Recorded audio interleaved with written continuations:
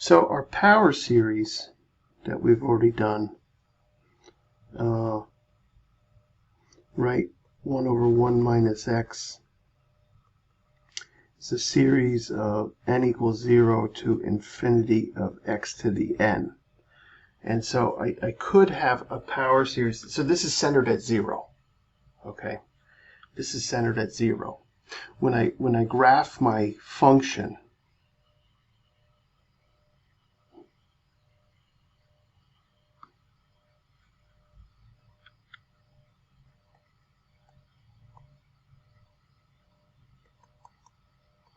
and I look at the terms wrapping around the function. I did this on, I believe, on Monday. Right? I'm going to see the terms wrapping around the center. So I'm going to get some power series representation. So that blue curve is a certain number of terms of the right-hand side centered at 0. And so, like, we were kind of seeing that we had a radius of from -1 to 1, and the blue curve is covering the red curve inside of that radius. Is anybody going, what the hell is he saying right now? Is anybody thinking that to themselves?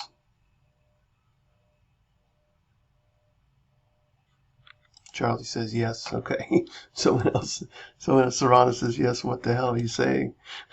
It's okay. Let me show you on Desmosly. I did this first class when talking about chapter 8.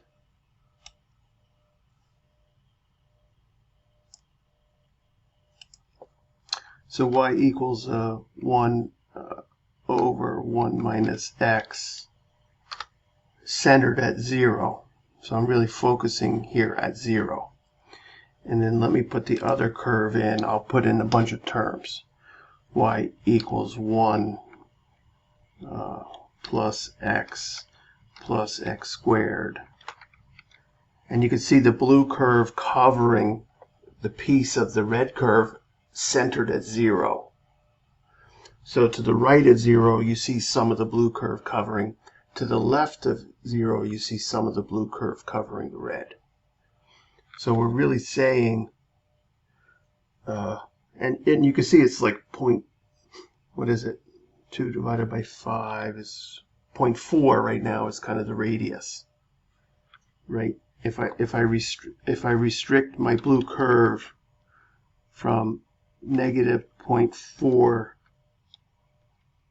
which is less than x, which is less than positive 0.4, you can see that piece of it. Right now, I'm thinking that that's my radius. That's where the coverage is good. Right? It turns out that the radius is -1 to 1. But I need a whole bunch more terms there. Right? Plus x cubed plus x to the 4th. So you see it's covering more of the red now, out left and right. Right? So is that making sense what I'm saying? So, but the main thing I'm trying to say is I can have a power series centered at 0, or I could have it centered somewhere else. For example, I can have a power series n equals 0 to infinity of x minus 3 quantity to the end. And so this one is going to be centered at 3. So meaning I'm trying to, remember, I'm trying to take a very difficult curve, and this red curve is not difficult, but I'm trying to take, in the future, I'm trying to take a very difficult curve and represent it with polynomials. Am I always going to be representing things at 0? No, I might have to shift them. Right? What if I want this representation at 3? Right? Well, then I have to be over, I don't know if you can see my mouse, I have to be over here on the curve. Right? So I mean, but that's not difficult to do, right? So I get y equals 1 plus x minus 3 to the first plus x minus 3 all to the second.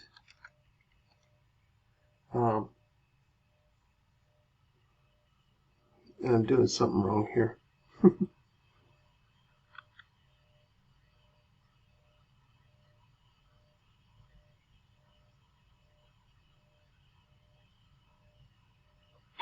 The first term be -3 instead of 1.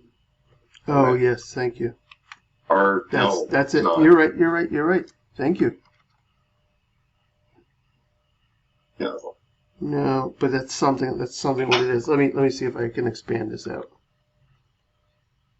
No, it should be a 1.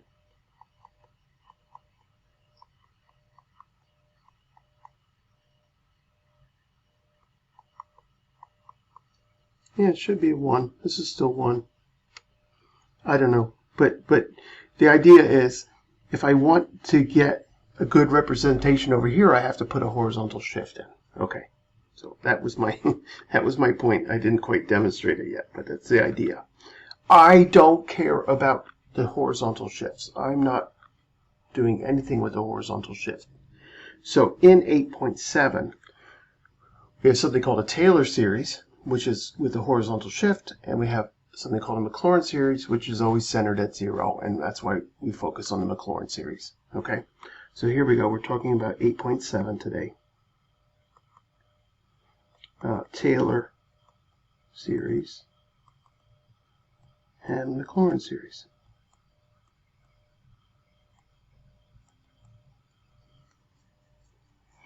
And the Taylor series and the Maclaurin series are both power series. But the coefficients are generated, the coefficients generated in them are a little bit more complex than what we had in our power series. So, but the key here is for the Maclaurin series, the Mac series, I'm talking about something like the series of from n equals 0 to infinity of c sub n x to the n. And in my Taylor series, I've got the series from n equals 0 to infinity of c sub n x to the n, x minus a all to the n. So the Taylor series involves a shift left or right. The Maclaurin series is focused on at 0. And so I just simplify it for us and say, let's just do Maclaurin series. And certainly, if you can understand Maclaurin series, you can understand a shift, right? Just like we did in pre-cal. We took the functions like square root of x, and then we shifted square root of x minus 2. Okay, it just moved the whole thing over, right? So it's not difficult. So we're just going to focus on the Maclaurin series to save us a little bit of brain space, save us a little bit of extra work. So when you do either of these series on Paul's notes, you want to make sure you don't do one with the shift. Don't bother doing the ones with the shift, okay?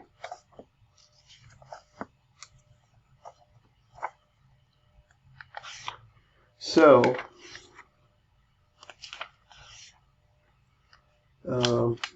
on page 613 is a nice table, and you should have all of those down. It's the power series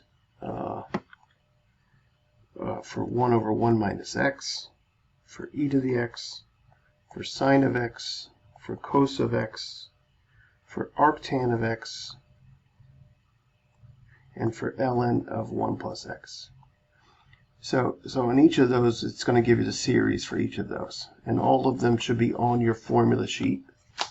And we're going to, so we've already done this one. We talked about this one briefly. We'll talk about it again. We've done this one and we've done this one.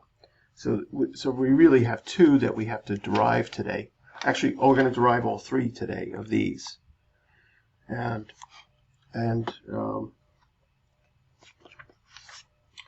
So we have to, and there's one more in the book, but we're not doing it, okay? So only those 1, 2, 3, 4, 5, 6 of them. Now, I have to first define what C sub n is in both of my series. C sub n is the nth derivative of f at the center divided by n factorial. And I'll prove that to you today. I'll prove to you that C sub n is this. So for the max series, I'm going to evaluate the nth derivative at 0. For the Taylor series, which we're not doing, I'm going to evaluate the nth derivative at a, right? Because that would be the center. So you're evaluating that piece at the center, okay? So our Maclaurin series, right, really can be written now as, so here's our new max series. N equals 0 to infinity of the nth derivative at 0 over n factorial times x to the n. So that's really what our max series is. And you can see the coefficients are much more complicated. Like in our first power series, it's 1. The coefficient is 1 every time.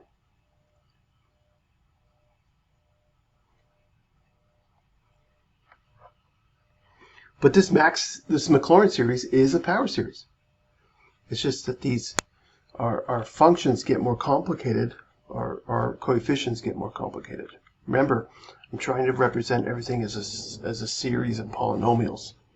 And so I still need x to the 0 power, x to the 1 power, x to the second power. But what the coefficients are, I don't know yet, right? So let's see if we can demonstrate this. How are we doing? We okay? Now, I've just given you something, but I haven't shown you it's true yet, right? So, but you're following me, yes?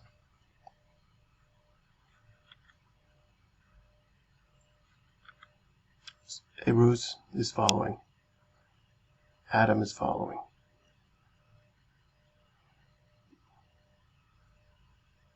Hausham is following. Juan is following. Thank you. David's following. Thank you. Charlene's following. Okay. I think I got most of you with me here.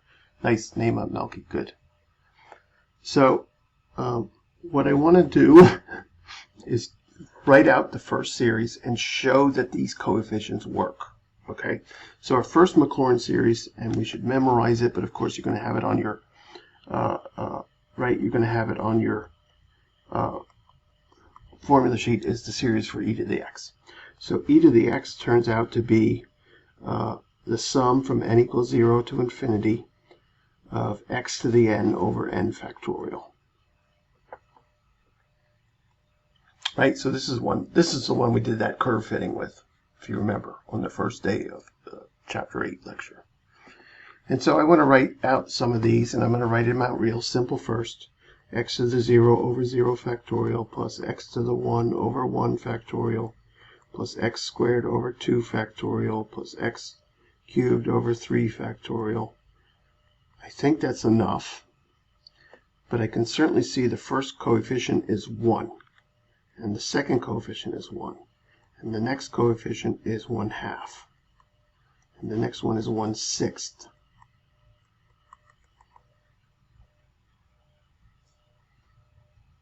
So I'm just trying to show today that my C sub n's are going to match up here, right? I guess I should put a 1 in there. I want to show that my C sub n's are going to match up.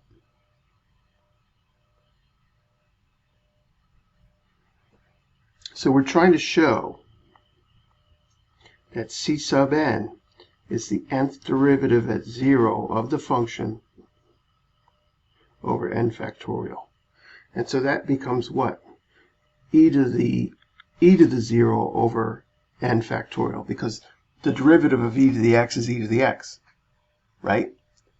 So every derivative of e to the x is still e to the x, and I plug in 0, I get 1. So all I have to do is show that my coefficients are 1 over n factorial, and I'm done. Right? You can see it. You can see it in this 1 over, right? You can see it's 1 over n factorial. Finished.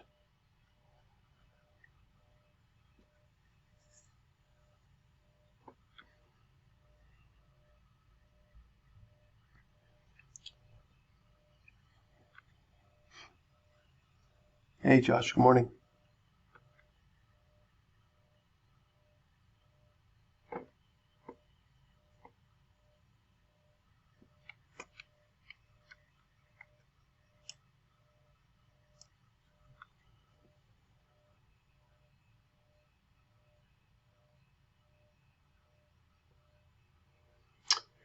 So, if I ask you to generate a Maclaurin series, you're going to need to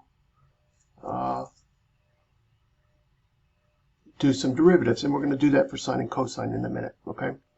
But most of the time, I'm just going to ask you to use a known Maclaurin series to do something, okay? So, for example,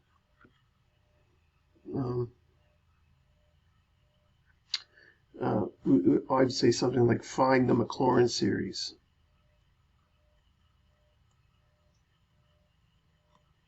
for x squared e to the minus x, right? So to ask you to generate this with doing all the coefficients is a lot of work. It's like an hour. I can't do that. But you can see, I can see an original e to the x in here, right?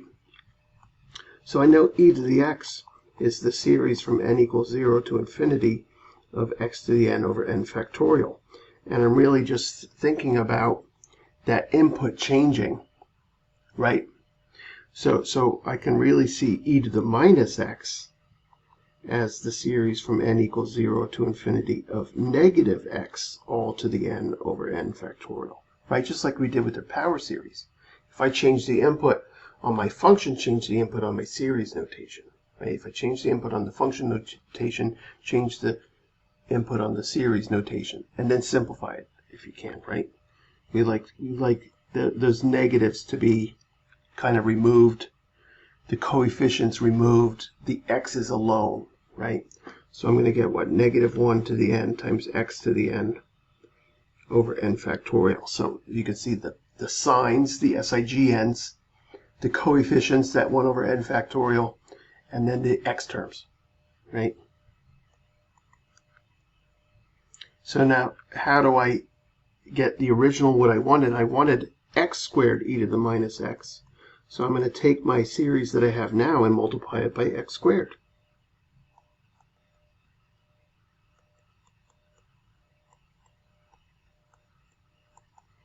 And of course, this can be simplified a little bit. I can just pull in that factor of x squared, right? It's like I'm distributing it to every term.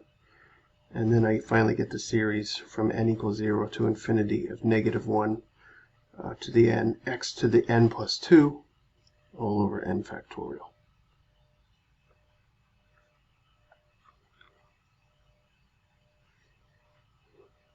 We certainly could write terms out, and it's a good idea for us to write terms out because we don't know how elegant this is, how elegant of a representation it is. Let's make sure we don't have any nonsense in there or wasted terms, right? So I like thinking signs first, and then coefficients, and then x terms. So signs is starting at an even power, so it's going to start positive, negative, positive, negative, positive, right? My coefficients are 1 over n factorial. So 1 over 0 factorial, 1 over 1 factorial, 1 over 2 factorial, 1 over 3 factorial, 1 over 4 factorial. And now my x terms, am I going too fast here?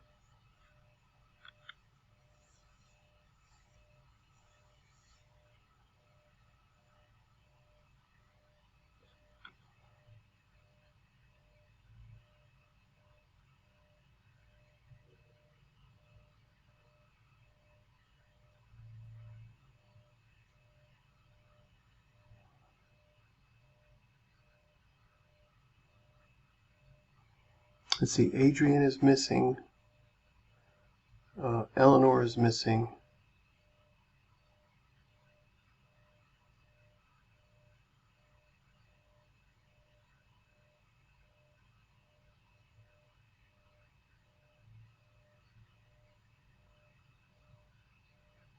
Someone else is missing.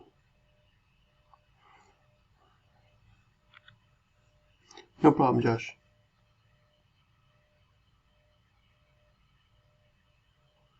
Now my x terms, what's my first x term? X to the what? X to the square? X squared, right. So then x squared, then x cubed, then x to the fourth, x to the fifth, x to the sixth, right? I'm just adding 2. So first one is x squared, 0 plus 2, 1 plus 2, 2 plus 2, plus dot dot dot, right? Or minus dot dot dot, whatever. Doesn't matter, plus or minus. I know the next term is negative. But typically, so how many terms do I have here? 1, 2, 3, 4, 5. I typically will ask like 4 terms to 6 terms or something. So in my question, if I say to you, Simpson's rule, you're going to assume 4 partitions, but I'll try and tell you anyway. But if we're using a Maclaurin series, I could ask for any number of terms. Not too bad, right? So far, not too bad. We have to do the more difficult thing of generating a Maclaurin series. Right now we're just using a known one, right? I've asked on a couple of tests. I've asked to generate a Maclaurin, but it's pretty bad usually. So here's what we're going to do. Let's compare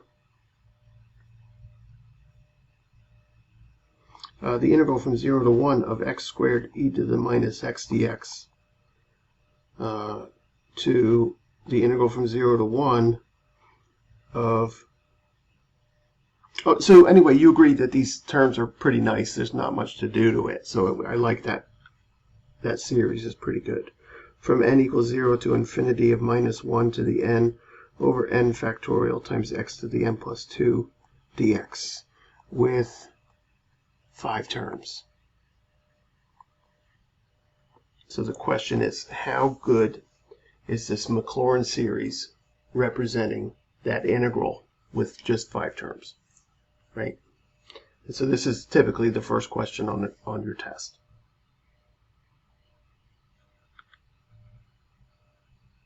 On your final exam.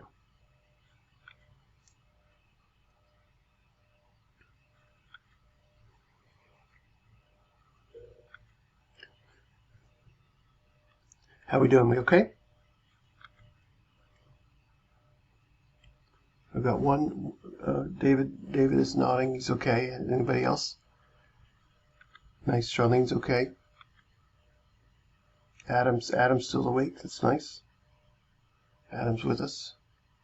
Hey, Ruse is with us.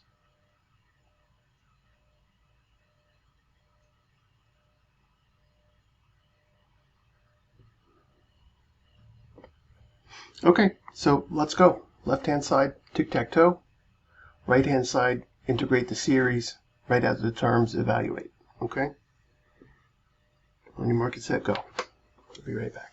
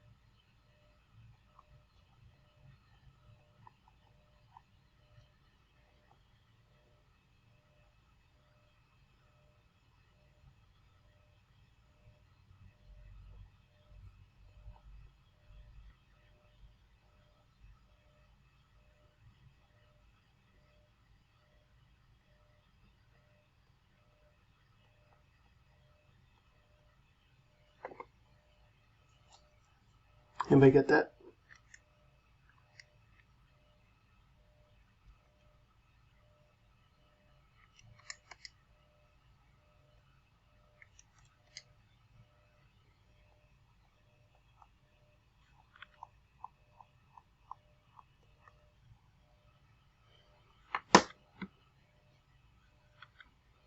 Anybody else? Can someone verify?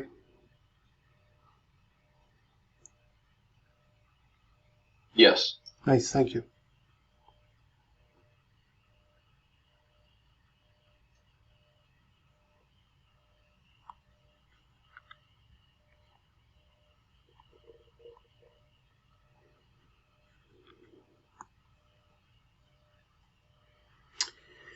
And my other piece,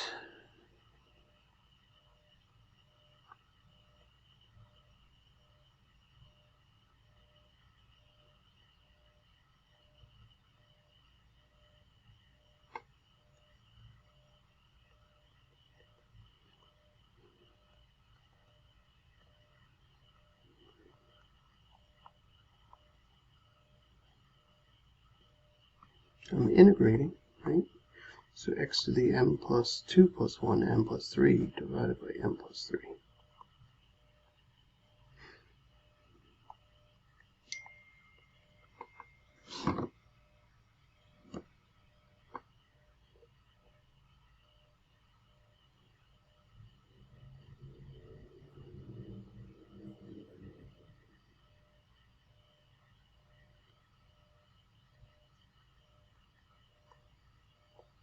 Five terms. I said 5 terms, I think.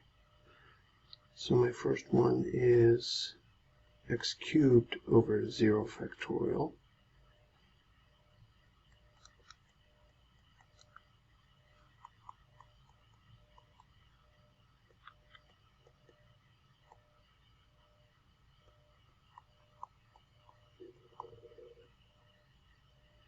Oops, m factorial, and then an m plus 3, right? Times m to 3, times a 4, times a 5.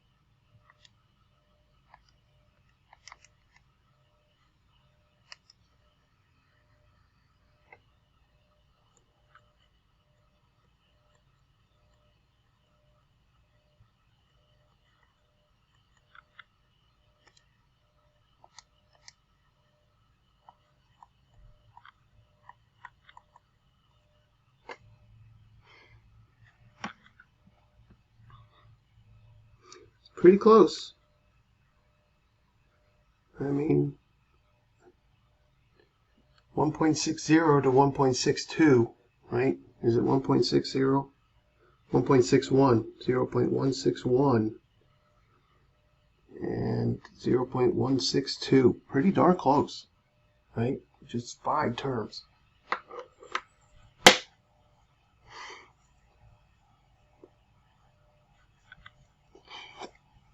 Pretty darn close. Anybody get there? Professor, can you move a little up? Yes, yes. To the original integral first. or to the series. Where the x cube over 3. Yep. Yeah. That's perfect. Yeah. And I'd rather you be doing it than copying, but that's okay. You do what you want, right? I'd rather you be doing this problem as we do it instead of. Nice one. I can do one more move and then you can one more photo there. Oh no. Okay. I don't have it. Just I missed the middle. No problem.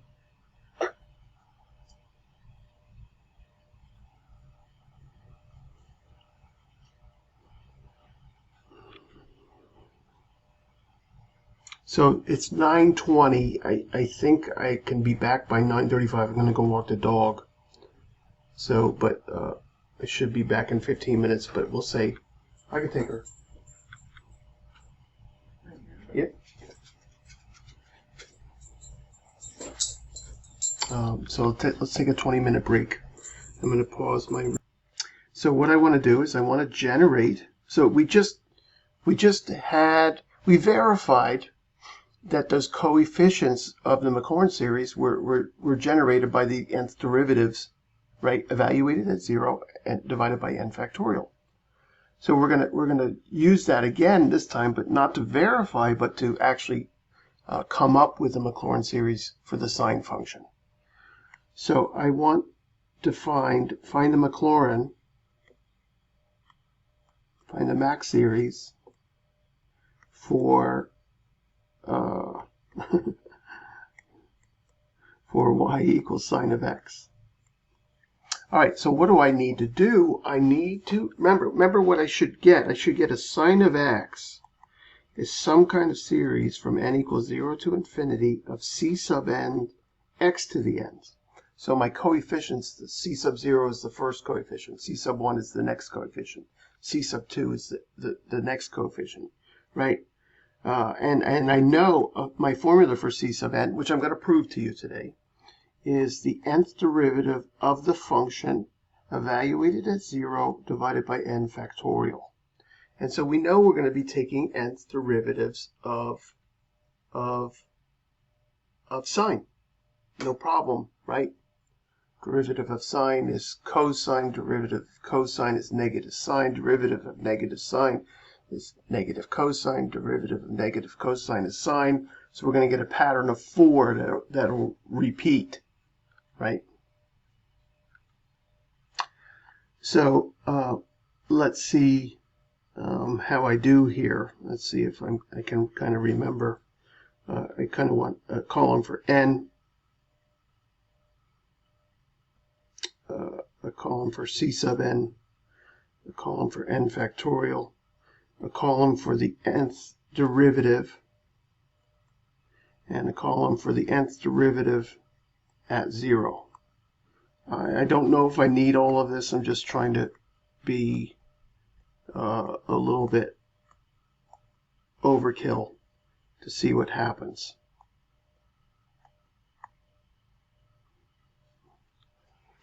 And so obviously we're going to do n is 0, 1, 2, 3, 4, 5, 6. And so we'll get c sub 0, c sub 1, c sub 2, c sub 3, c sub 4. So the coefficients, right? The first 7 coefficients of my Maclaurin series for the sine function, right? You with me? Anybody with me? Charlie's with me. David's with me. Anybody else with me? Adam's with me. Serrano's with me. Nama's with me. Everyone's with me. Some of you are maybe asleep. Juan's here. Nyan's there. Josh is there. I don't know about... Can you explain again what you're doing? Yes, I am generating the Maclaurin series for the sine function. And so how am I doing that? Well, I'm taking that general idea of the power series with this given definition to us that the coefficients should come out in this form. I'm going to show you that they come out in this form within the next hour or so.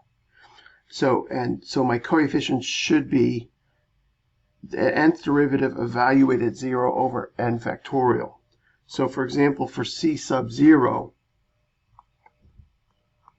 I should have the 0 derivative of sine evaluated at 0 over 0 factorial. So sine of 0 is 0. So I get 1. Right? 0 factorial means don't do a, 0 derivative means don't do a derivative. So anyway, we have a 0 factorial here. We have a sine of function here. And we have sine of 0 here, which is 0. So I'm going to keep doing this down the board. So what's next? I need a 1 factorial.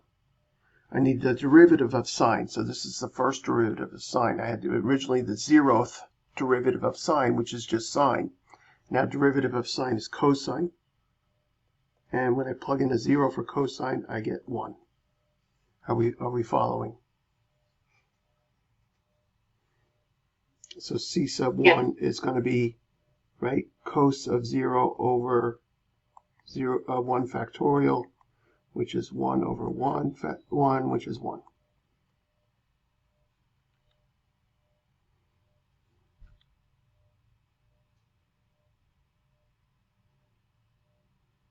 I guess I should be doing this really for C sub n. Sorry. Once I get everything, I can fill C sub n in, right? So I got 0 over 0 factorial, which is 0. I got 1 over 1 factorial, which is 1. And I'm going to see a pattern here really quickly. Because you know every time I evaluate sine at 0, what's going to happen? I'm going to get 0. I'm going to have a numerator of 0 every time there's a sine function back involved. And then every time I'm going to get cosine, I'm going to alternate between positive and negative because I'm going around that circle, right? That derivative circle. Right? So we started with sine, we went to cosine, and now we're doing a derivative again, but we go past the negative, so we're going to get negative sine here, right? But of course, it's still going to be 0. So I'm going to get a 0 here for my next, right? Even though it's over 2 factorial, 0 divided by 2 is still 0. What about when I do my third derivative? Right, 0th derivative, first derivative, second derivative, third derivative. So now here I'm at negative sine, and when I go to do my derivative again, I get negative cosine. And when I plug a 0 into that, I get negative 1. So I'm going to get negative 1 over 6 here, 1 over 3 factorial.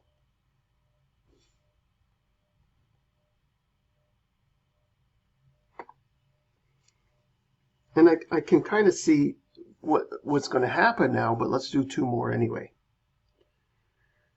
So for my next one, so now I have negative cosine. What's the derivative of negative cosine? It's positive sine again.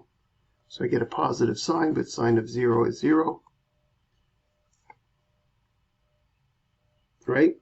So I'm going to get a 0 here. Sorry, this is a, sorry, this is a 0.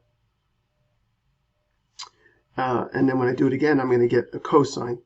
And cos of 0 is 1. So I'm going to get a 1 over 5 factorial here. So now let me write out my series for sine so far. So sine of x is, I'm going to take my c sub n and multiply by x sub n. So I have 0 times x sub 0 plus 1 over positive 1 over 1 factorial times x sub 1 plus 0 times x sub 2 minus x to the third over 3 factorial. And I can see the pattern already, right? So it goes 0x to the 4th, and then I have 1 over x to the 5th, sorry, n to the 5 factorial, x to the 5th. I'm just taking the things off my table here, right? Taking the coefficient c sub n, and then multiplying it to x sub n, x to the nth. But look at this. These are all wasted space. All the zeros are wasted space. So I can see that I actually get, for sine of x, I'm going to get odd powers over odd factorials. I'm going to get x to the 2n plus 1 over 2n plus 1 factorial.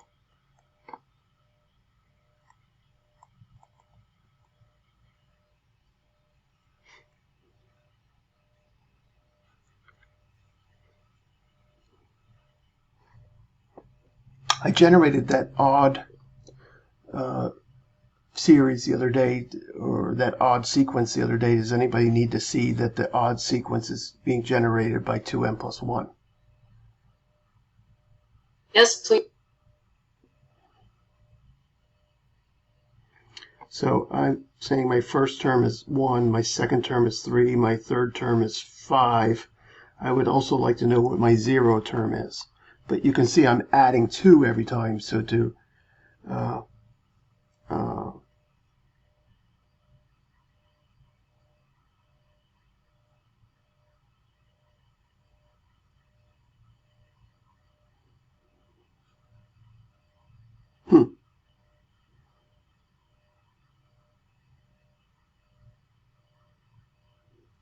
yeah, all right, sorry about that.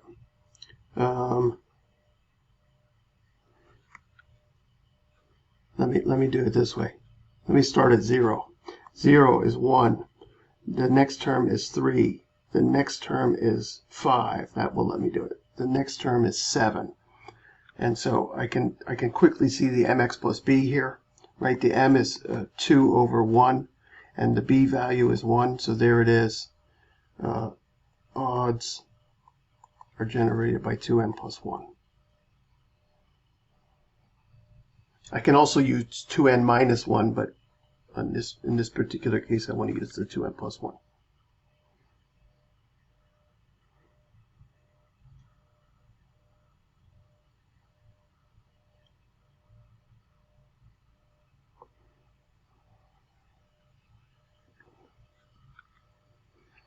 So I've got my Maclaurin series.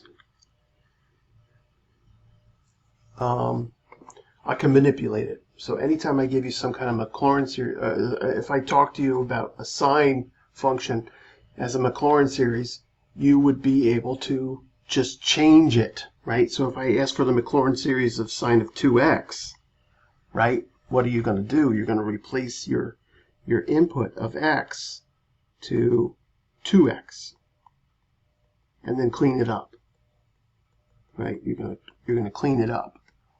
You're going to try and separate the coefficients and the signs and the... Oh, I left out my negative, sorry. Sorry about that. I go positive, negative, right? So I needed that negative 1 to the n in here.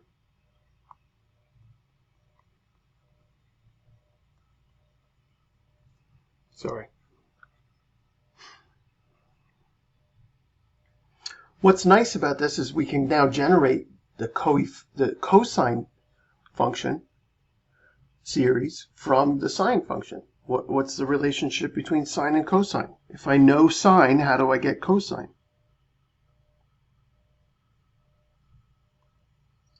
You differentiate? Yeah, take the derivative, exactly, differentiate. So I know the cosine of x is going to be the derivative of my series of n equals 0 to infinity of negative 1 to the n times x to the 2n plus 1, odd power of x's, divided by 2n plus 1 factorial. So derivative, who's got that derivative for me?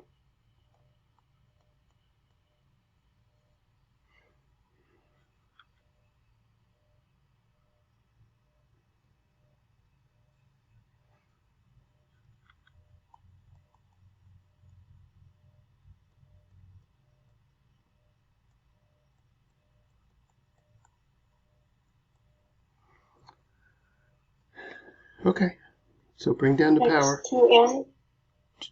Yep, x, and subtract 1 from the power, exactly. And we can simplify this. Oops, sorry. I took the derivative already. Right? Sorry, the ddx is gone. So I took the derivative, right? Brought the power down, reduced the power by 1.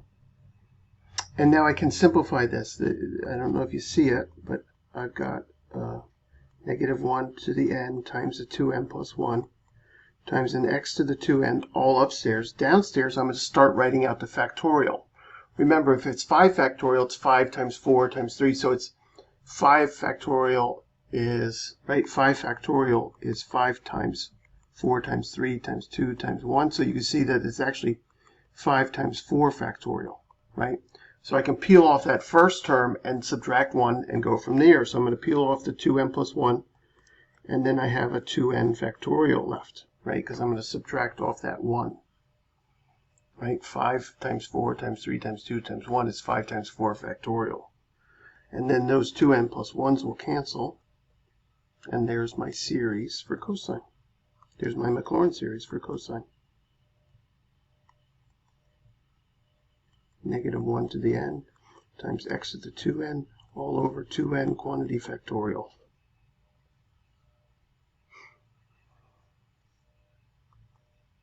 Let's write out some terms.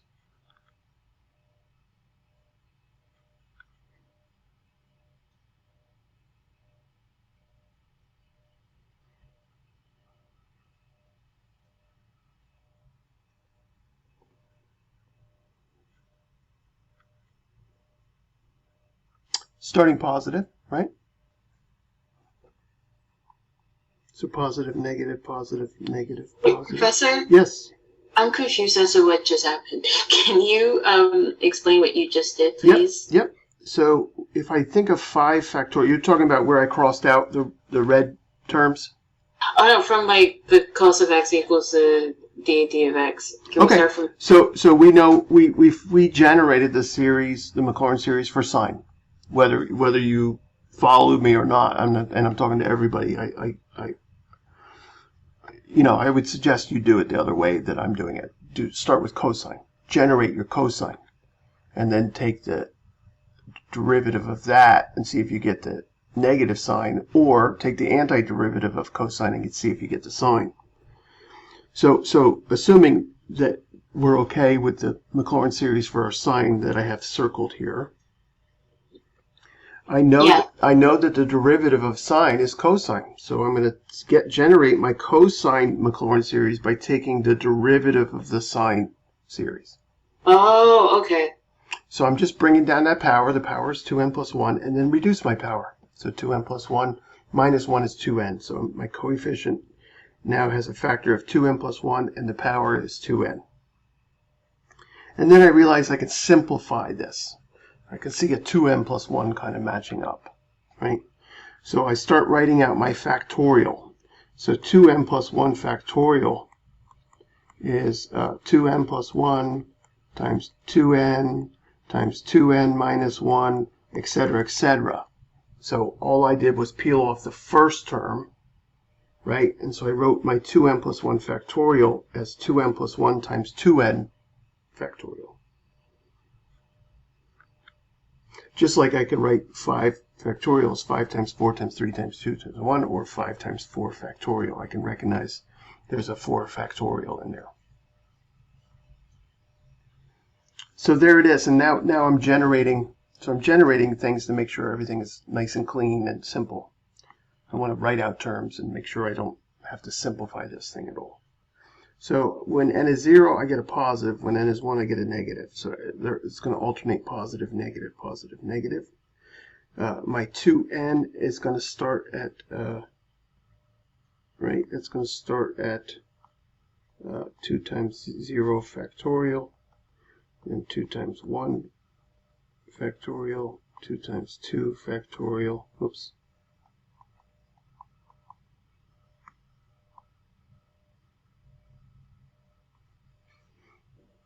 2 times 3 factorial,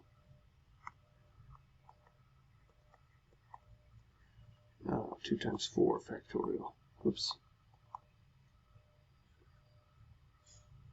And my upstairs are going to be even powers. So x to the 0, x to the 2, x to the 4, x to the 6, x to the 8. I could simplify that a little bit just to make sure everything looks good. We've got 1 minus x squared over 2 factorial plus x to the 4th over 4 factorial. Well, look at that. They're matching up. X to the 6th over 6 factorial, which is nice because now I can write out a lot of terms very quickly. And everything looks good. I don't have to adjust anything, right? Everything. Oh, I lost my negative. Plus, minus, plus, minus, plus. I can even write out the next one, x to the 10th over 10 factorial. And now let's go to Desmos.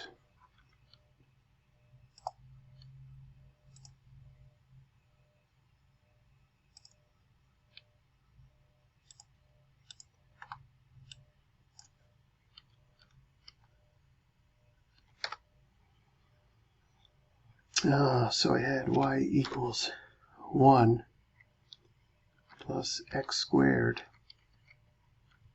over 2 factorial. Oops.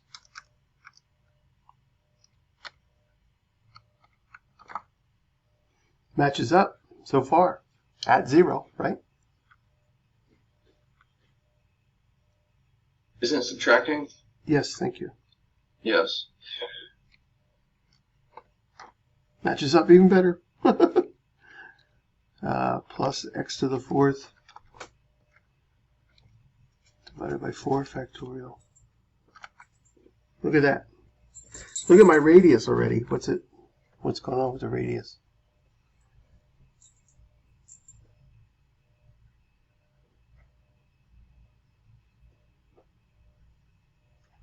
Bigger than 1 already, right? Do you see that? Yeah, bigger than 1. Anybody else see it? Look how far past. Right, let's do another term. Minus x to the 6th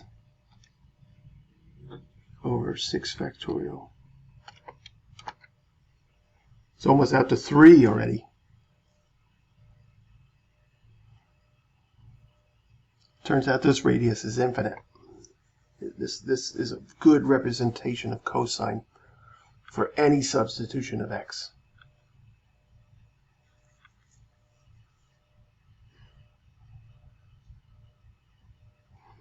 And I'm gonna show you how to generate this with the ratio test. I'm going to generate the radius of convergence using a ratio test. We're going to do that Monday. I don't think I want to look at it today. We'll see.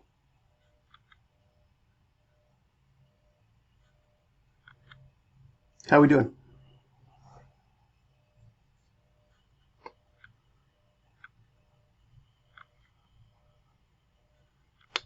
Oh, I have a question. Yes. Adam. So the n, like the terms of n are just kind of considered constants.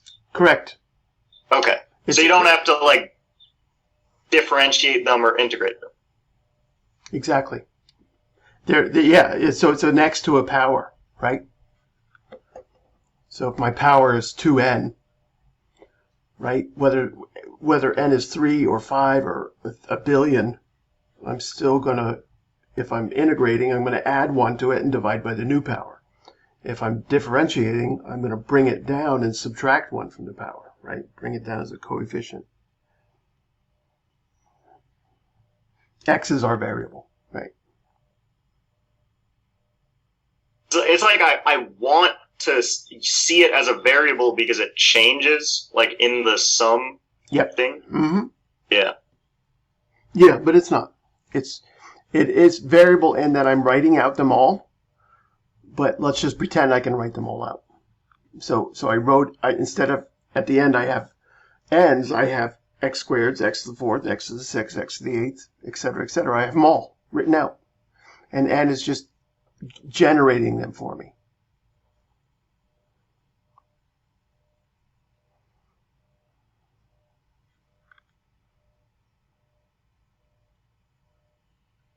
I know, it's weird. It's beautiful too. I mean, look at this thing. Who could imagine that a bunch of polynomials added together would take exactly the same shape as cosine. It's the craziest thing I've ever seen in my life. Right? My plus x to the 8th divided by 8 factorial. I love Desmos that I can write 8 factorial. Look at this thing. Look at that. That's crazy. Minus x to the 10th divided by 10 factorial. Holy cow, look at that. It's like a weird clinging thing, like a spider.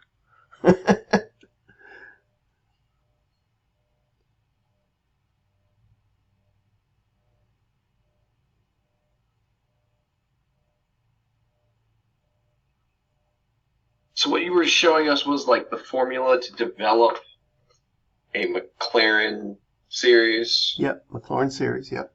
Maclaurin series, yeah. No big deal. Which is Cn of x to the n, and then that second part is Cn equals f to whatever prime number of n. Right, the nth derivative. Okay. Nth derivative. So f of the 0th derivative is just the function f. F of the first derivative is f prime, right? F to the second derivative, that's f double prime, right?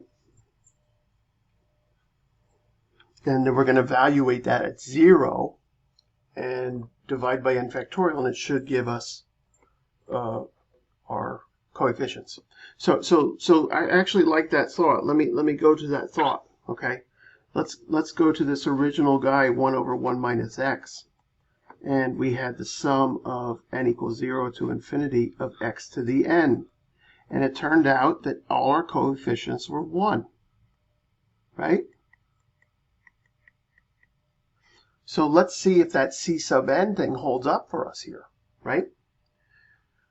So f to the 0th derivative is just the original function of 1 over 1 minus x. And then let's put a 0 in there, right? So f of 0 now is 1 over 1 minus 0, which is 1 over 1. And then if I divide that by n factorial, right, 0 factorial, I get a match, right? So take the nth derivative, evaluate it at 0, divided by n factorial, and then let's see if we get a match. We did on the first one. What's f prime? What's the derivative of this guy? This one we can do quickly in our head, right? We could bring that denominator up, and now we have an exponent of -1, right? And so when we differentiate, we're going to do -1 times the 1 minus x to the -2. So I've got that -1 over 1 minus x quantity squared.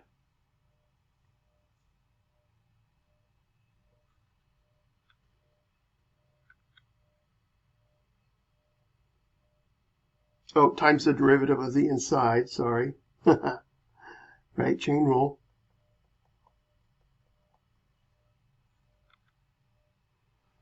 And evaluate at 0. So f prime of 0 is 1 over 1 minus 0 quantity squared, which is 1.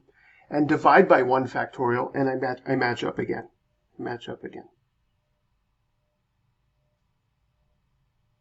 So the coefficients are coming from the nth derivative of f at 0 divided by n factorial. Even in the power series, but the power series was so simple we didn't have to think about it. Now that we're doing functions like e to the x and f and sine of x and cos of x, those turn out we need this, and that's Maclaurin was the mathematician that came up with it. Taylor series, Taylor and Maclaurin, I guess, worked on everything. I don't know who the hell they are. I should know. But What's going to happen though when you start doing stuff that's greater than 2 and you start that factorial? Okay, good question. Let's do f double prime of x, right? So that's 1 over 1 minus x to the squared prime. So I'm going to bring it up as 1 minus x quantity to the negative 2 prime. So I get a negative 2 out front times a 1 minus x to the negative 3 times another negative 1 chain rule. So now I'm going to have a 2 over 1 minus x all to the third, and I'm going to get a 2 out of it, but then I'm going to divide by 2 factorial. Yeah, I see that. You're going to get like a basically, well, The factorials are going to cancel every time, because on the next derivative I'm getting a 3 times 2, which is, but guess what? 3 factorial. On the next derivative I'm getting a 4 times a 3 times a 2, which is 4 factorial. So they're going to cancel out every time and give me a coefficient of 1 every time.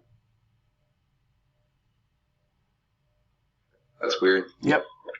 That makes sense. Yep. Yeah, it's crazy. Crazy stuff.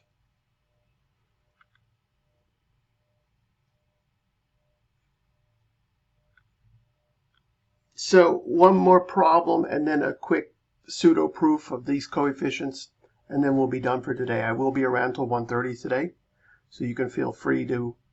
I'll be working on my homework for your class, getting the videos updated, posted, getting the final exams up there, getting web assignments in there. I'm going to try and be very brief with them, trying to do very few problems on WebAssign.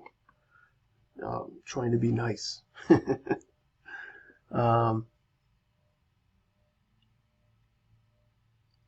I do have a meeting tomorrow with one student from 8 to 9. I am open to another student at 9. Maybe another student at 10. But you don't let me know tomorrow morning, right? Because I'm going to make plans. If I only have one student to meet with tomorrow from 8 to 9, I'm going to be going out to breakfast or whatever. Walking the dog at 9 or something, you know?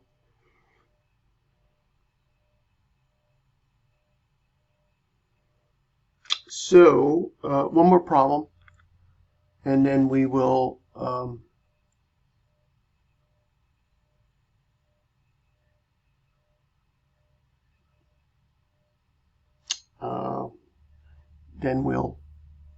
do a little theory. When I do the theory, you don't have to copy it.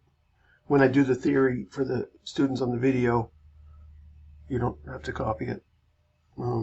Students that aren't here, how many are here? 3, 6, 9, 12, 15, 17, that's 16. So we're missing 3 students.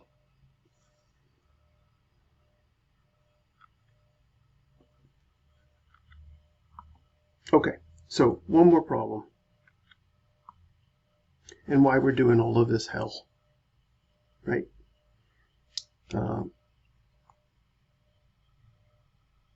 The integral, let's say from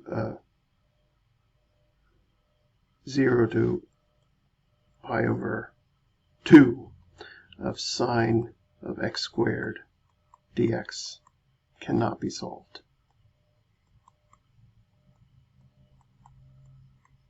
The book talks about the integral from 0 to 1 of e to the x squared. That one cannot be solved. There's lots of them that can't be solved. So none of our processes that we've learned will allow us to solve this directly. We could use Simpson's rule, right? And we did one today with the integral, but the integral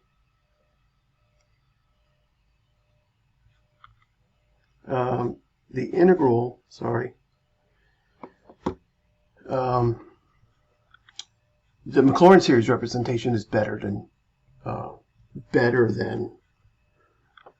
Simpson's rule. So it just, it was done later. We figured out that Maclaurin series representation later than Simpson's rule.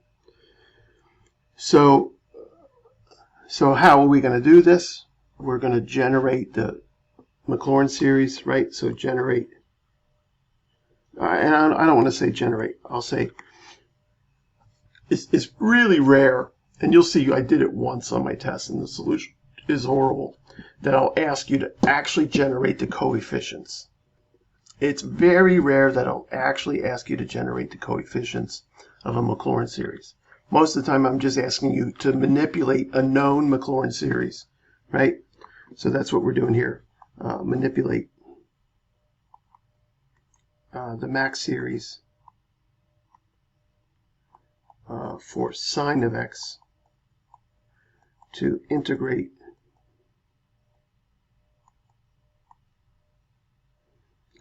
five terms of sine of x squared.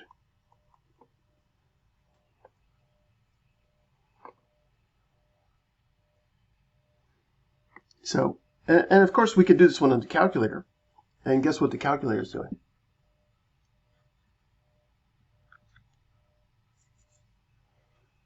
Guess what the calculator is doing? The Maclaurin series. With an infinite number of terms. Up until the decimals, up until the accuracy of the decimals you have stated in your calculator. Like I have mine set to 8 decimals, I think. What does my calculator say? Mode. I've got 9 decimals. I've got 9 decimals. So it's doing the Maclaurin series until the 9th decimal doesn't change anymore. Right? So it'll do 15 terms, and the 9th decimal just changed from 8 to a 7, and then it will do 16 terms and it stays at a 7, and it will do 17 terms, stays at a 7. It knows it's done. Right? There's an algorithm built in there for this thing to be generating these things. That's float. Yeah. Okay. Yeah. And should we set that to 9? No. If you don't have anything highlighted, it goes to 9. If you want it to be 2, you set it at 2. Okay. Yeah. Sorry. No problem. But it's pretty cool. It's pretty cool. I mean, you learn Newton's method, right? When you hit square root of x in your calculator, it's doing Newton's method. It's just these computer programs put in here by who? Computer scientists, right? But there's no better version of doing these integrals than Maclaurin series, power series. All right, so what's our sine of x? Hopefully you're going to get it memorized, but you're going to have them on your formula sheet. From n equals 0 to infinity of -1 to the n, and I need the odds. For sine, I need odds, odd powers. For cosine, I need even powers. Does that make sense to anyone? Why that would be the case?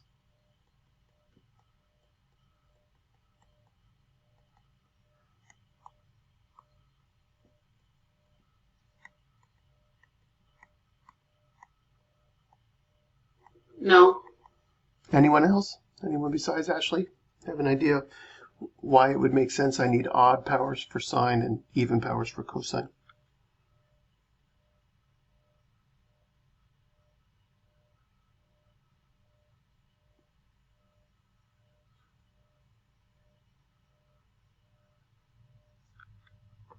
I mean, look at my graphs.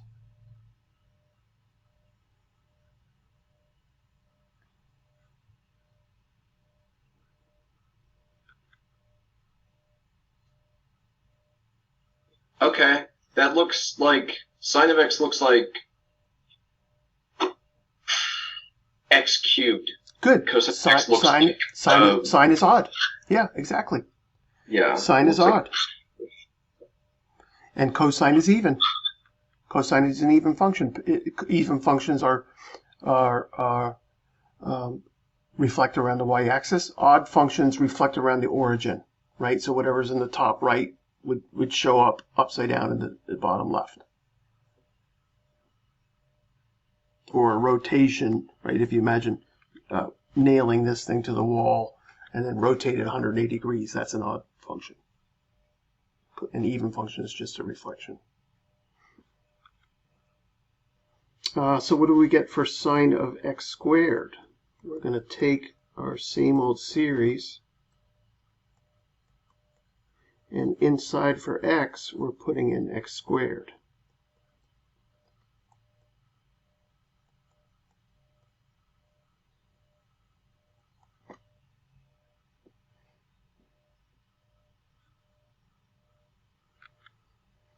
And I guess I can manipulate that. I just have to distribute, right?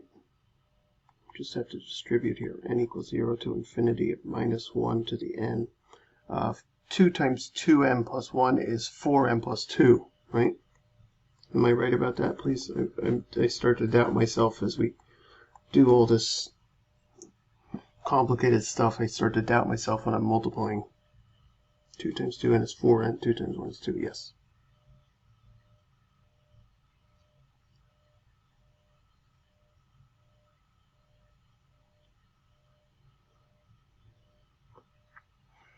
So I can just grab 5 terms. I can integrate using the whole thing, or I can just grab 5 terms.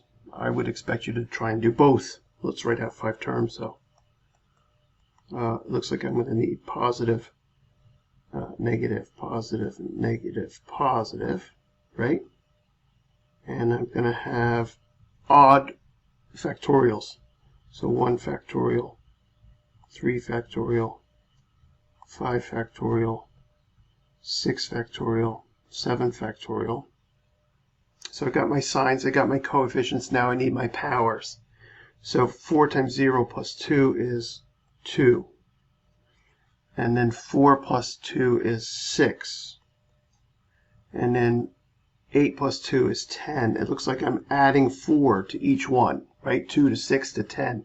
So I'm x to the 14th, x to the 18th.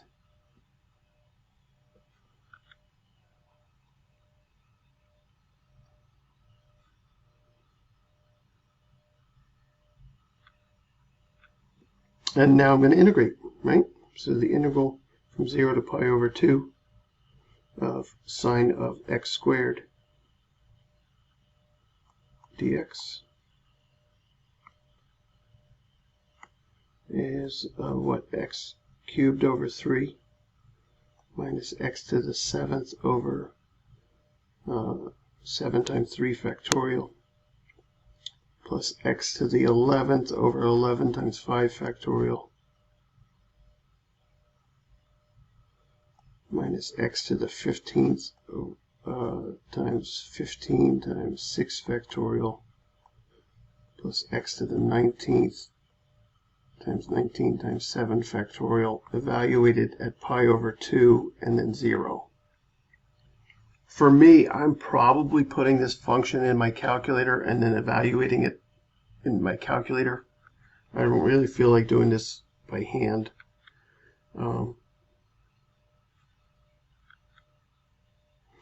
But of course, what's nice is when you plug in 0, they all go away, right?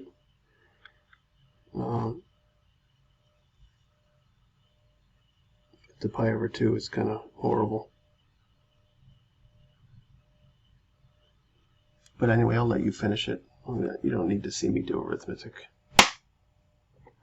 All right, let me do one last thing, and then we'll get out of here.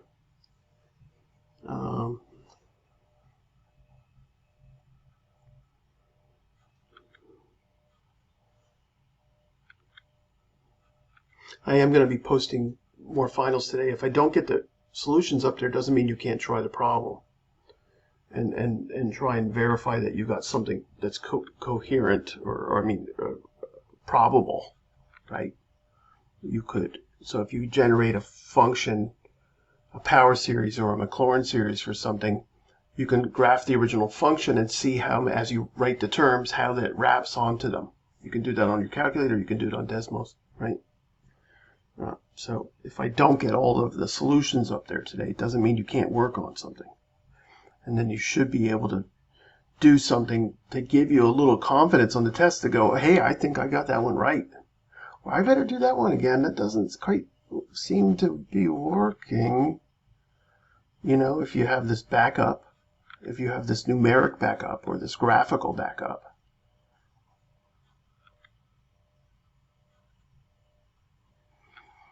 All right, I want to show that I can generate these Maclaurin series pieces from the derivatives, okay? And I'll ask you not to write this, okay? So even if you're watching this video later, I would say don't write this. So now about the time for most of you where you're shopping on Amazon or something.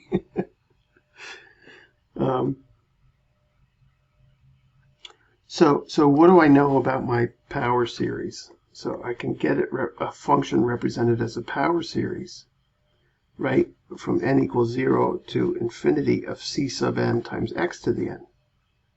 And remember, what I'm trying to do is I'm trying to show you that those c sub n's come from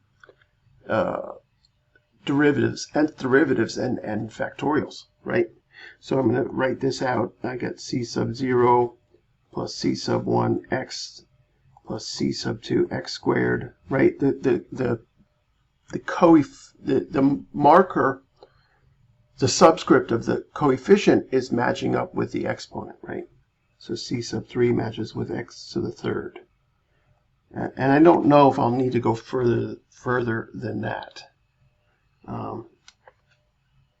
But I want to find f prime of 0 from this, right? And so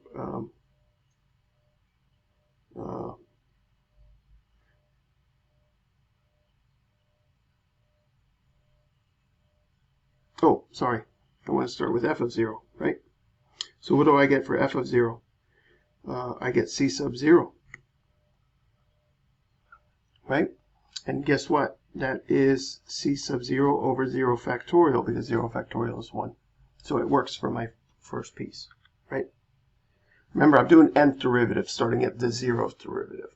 The 0 derivative is the original function. So now first derivative. So first derivative evaluated at 1. What do I get? Well, c sub 0 is gone, right? The coefficient's gone when I take the derivative. But I get c sub 1 plus c, I'm doing derivatives, right? Plus 2 times c sub 2 times x. Well, let me just do the derivative first. Let me keep it as x, right? Plus 3 times c sub 3 of x squared plus 4 times c sub 4 of x cubed. So all my powers drop down because I took a derivative. And it's pretty clear when I do f prime of 0 here, I just get c sub 1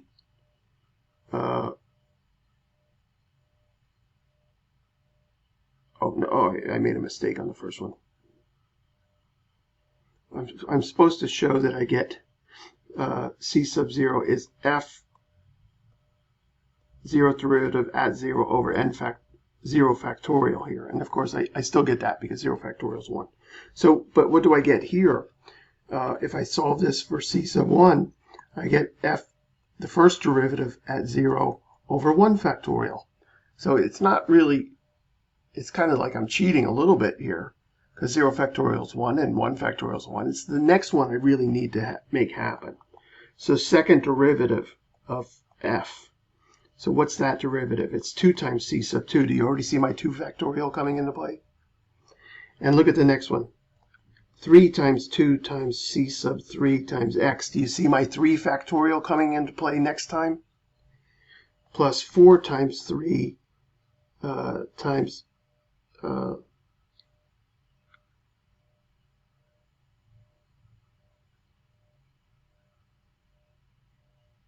missed something somewhere.